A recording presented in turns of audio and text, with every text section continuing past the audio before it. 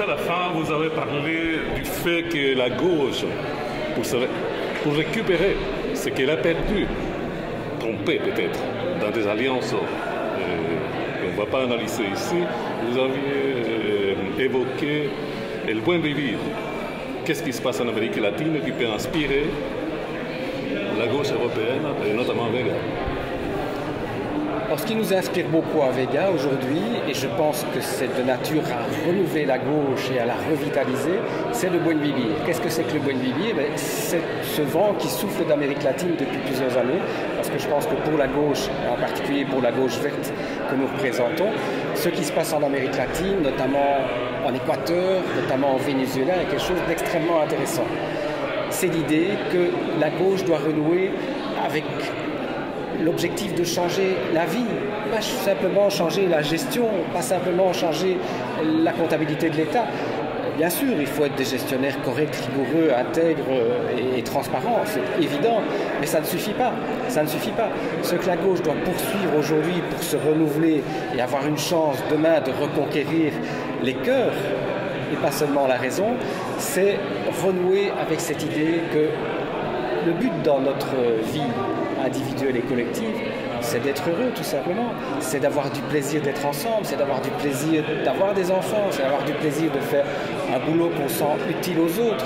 C'est ça le but fondamental que nous poursuivons. Et la gauche doit renouer avec ça. Elle doit renouer avec cette joie-là.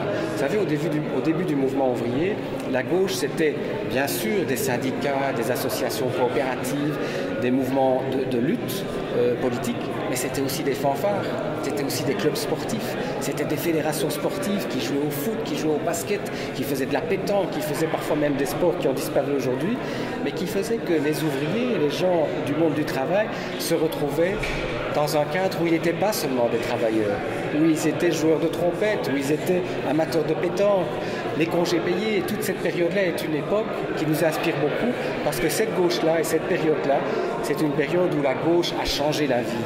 Elle a changé la perspective des gens et elle leur a apporté des jours heureux. Et ces jours heureux-là, nous pensons qu'ils sont encore possibles avec une gauche qui soit une gauche post-social-démocratie. La gauche d'après, c'est celle-là que nous devons construire à Vega. Et elle est certainement verte, c'est-à-dire elle respecte l'environnement, elle respecte la terre. Oui. Et comment voyez-vous cette partie-là de la chose? Oui. Donc nous voulons ce qui nous inspire beaucoup à Vega, c'est cette gauche qui renoue avec l'idée des jours heureux, avec l'idée que la politique, c'est d'abord pour être mieux, c'est d'abord pour être bien ensemble, c'est d'abord pour changer les choses ensemble et pour nous sublimer, pour aller au-delà de ce que nous pourrions faire individuellement. C'est ça l'idée de gauche.